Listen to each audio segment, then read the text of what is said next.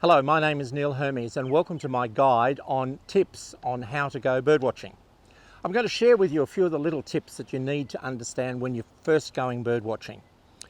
One of the first things you should decide, of course, is what time of the day you're going to go out. There's not much point in going birdwatching in the middle of the day on a 40-degree heat in the middle of summer. So one of the best things to do is to get out early. By mid-morning, most of the bird activity will have subsided and you're not going to see a lot of birds. So remember, the time of day is important. When you set out, you should be appropriately dressed. Now, you don't have to go out in the full army camo thing, but you should have subdued clothing because birds can see colour and they can see movement. And if you have a bright red shirt on, the birds will notice your movements. So try and wear drab, unspectacular sort of clothing so that the birds won't notice you much. That's a second pretty important thing. The next thing you must think about is remember to take your pair of binoculars, because invariably the birds are going to be a distance away, and for you to be able to see them well, a pair of binoculars is pretty well essential for bird watching. But having said that, many people make the mistake to think that when you go bird watching, it's mainly and firstly about what you see. Really experienced bird watchers know it's about what you hear. And it's often when you hear a bird, you can then find it and get a good look at it. So one of the important things is to remember to be quiet and listen for the birds as you're moving through the bushland or through the wetland. Once you hear a bird, you're more likely then to be able to find it when you see. So an important tip is to stay quiet. Bird watching is not a good activity for half a dozen people to walk along a track chatting to one another to do.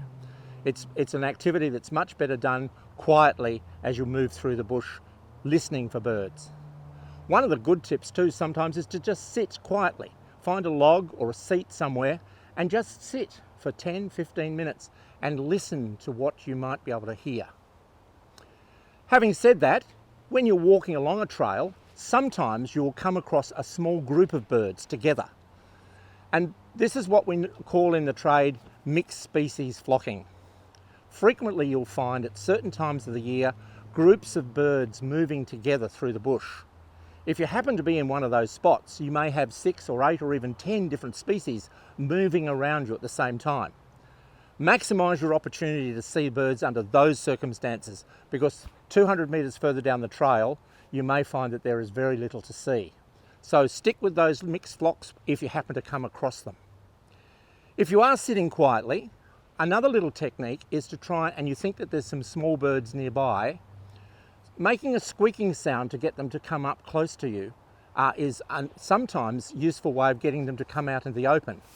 You can use a little device like an Audubon bird caller, and I have a guide to how to use that separately, or you can just use your lips and make a spishing sort of sound. It's called pishing, P-I-S-H, pishing, and you make a sound like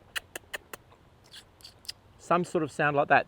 That sometimes will attract birds to come closer to you where you can see them in dense undergrowth. My final tip for bird watching is, once you've seen a bird, if you're not sure what it is, write the details down at the time. Have a pad in your pocket, have a pen, and just write some of the details of what you've seen about that bird. Its size, the colour. If you make a record at the time, it's more likely to be accurate, and you're more likely to be able to use it later to try and identify the bird. One little tip I have for when you've seen a bird and you're going to look at it through your binoculars is to keep watching the bird whilst you lift your binoculars up. So many people will watch the bird and then look down at their binoculars, lift them up, and then not know where the bird has gone to.